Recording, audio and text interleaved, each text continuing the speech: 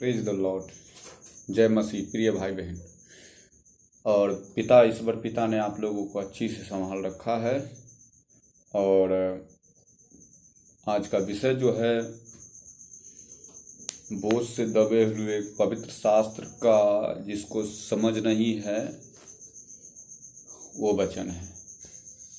क्यों नहीं समझ है? क्या बीमारी है जो ये लोग नहीं समझते हैं? आज का यही विषय है कि पवित्र शास्त्र बाइबिल का वचन वो लोग को समझ नहीं है जो संसार की बातों में जाते हैं। आजकल बाइबिल तो पढ़ते हैं, समझते नहीं हैं। आखिर इसका क्या कारण है? और कितना लोग तो कहता हम समझ गए हैं, हमें कौन समझाएगा। ये मन का भ्रम है, क्योंकि अंत का समय चल रहा है मेरे भाई। शैतान भी चाहता है कि ना समझे लोग, ना समझे, ना ये काम करे। क्योंकि यशायाह नबी को भी, भविष्यवक्ता को भी प्रभु यीशु ने, परमेश्वर यहोवा प्रभु यीशु ने बताया था, जाओ इन लोगों के कान को ऊंचे मोटे कर दो ताकि सूझे ना बूझे। तब यहाँ परम पिता परमेश्वर यहोवा प्रभु यीशु जो यहाँ प्रार्थना कर रहा है स्वयं परमेश्वर पिता से, मत्ती 11:25 वचन मैं उठाता हूँ और इसी में मैं आपको आत्मिक में समझाते हैं। और प्रिय भाई बहनों, जितने भी परमेश्वर के चुने हुए लोगों हैं, जो जाति जाति का लोगों हैं, अगर ये वचन सुन लिए, ये वचन समझ गए, तो परमेश्वर आपको उद्धार कर देगा या आपको समझ मिल जाएगा। तो चलिए मैं कुछ वचन इसमें से पढ़ ही देता हूँ और आप लोग समझ जाइएगा। जिसको समझना ना समझना तो परमेश्वर पिता का काम है। जिस किसी पर दया करे उसी पर परमेश्वर पिता दया करेगा। आपके कहने से नहीं कर सकता। हाँ, स्वयं परमेश्वर पिता के सामने दीन बनो। तो मैं अभी कुछ वचन पढ़ता हूँ।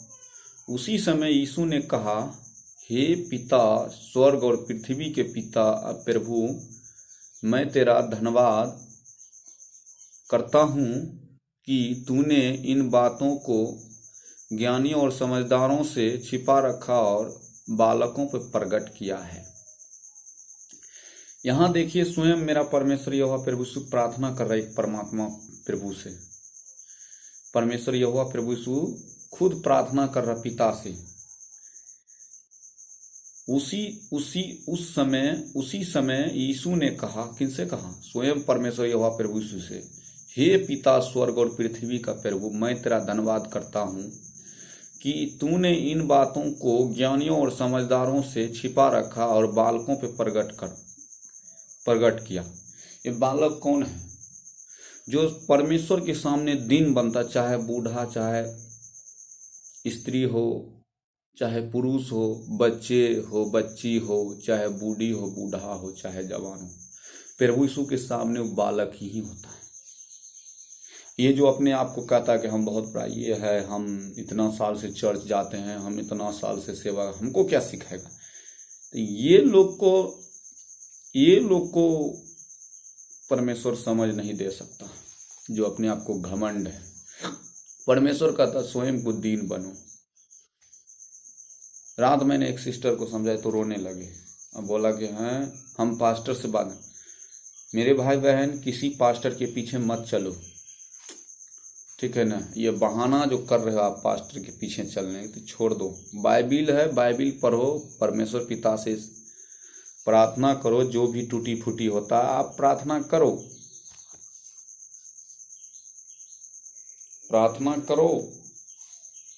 अगर कोई गलती है, नहीं समझ हो तो मुझे कॉल करो, मैं आपको समझाऊंगा परमेश्वर का वचन क्या है।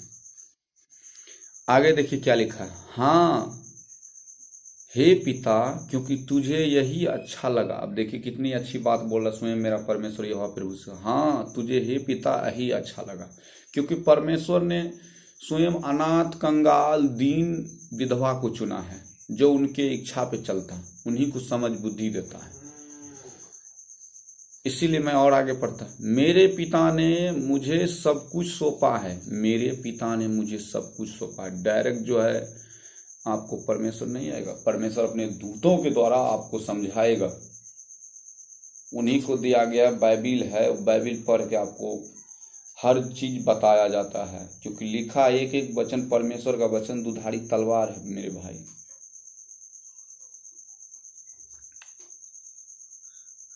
और कोई पुत्र को नहीं जानता केवल पिता, और कोई पिता को नहीं जानता केवल पुत्र, और वह जिस पर पुत्र उसे प्रकट करना चाहे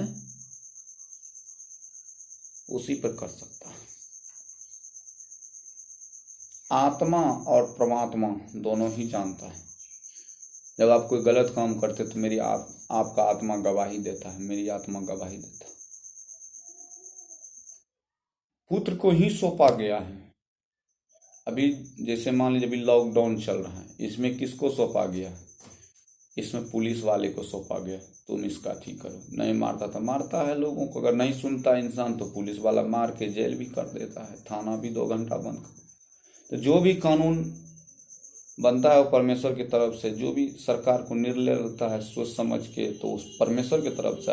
एक होता है कि अपने फायदा के लिए करता है तो शैतान करवाता है, ये परमेश्वर कहता है। तो जनता जब अपना फायदा के लिए अगर कोई काम करता है तो जनता उस पर हाय हाय मारता है। जब भी परमेश्वर की तरफ से होता है तो जनता हाय हाय नहीं मार सकता है, थोड़ा देर के लिए मारेगा, शैतान उसको दिमाग को भरमाएगा जनता का, बाद में उसका अच्छा रिजल्ट आता है तो जनता पछताता है। कुछ सरकार अपने फायदा के लिए, ये जो उसमें बैठे हैं वो अपने फायदा के लिए अगर ऐसा करता है तो जनता हाय हाय मारने लगता है। हाय हाय मारने का मतलब होता है छाती पीटता है कि कब सरकार गिर जाए, ऐसा सोच रखता है, उसी कहते हैं हाय हाय मारना। इसीलिए कहता मेरे भाई बहन कि पवित्र शास्त्र बाइबिल का समझ उन लोगों को नहीं दिया गया जो चिन्ह चमत्कार के पीछे दौड़ता है। तो मेरे कहने का मतलब है कि परमेश्वर का जो वचन है उस वचन को पढ़ो, किसी पास्टर पसमान के पीछे ना चलो। चर्च कलीसिया के जमाना समाप्त हो गया, प्रभु भोज बपतिस्मा के पीछे मत चलो। परमेश्वर का समझ, परमेश्वर जिसको समझ बुद्धि देता ना, उन्हें कहीं जाने की जरूरत नहीं। परमेश्वर के चुने हुए लोग घर बैठे ही सुसमाचार बांटते हैं मेरे भाई बहन।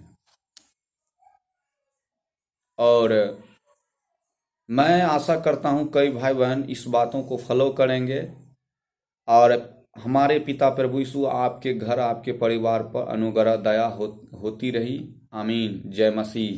Praise the Lord.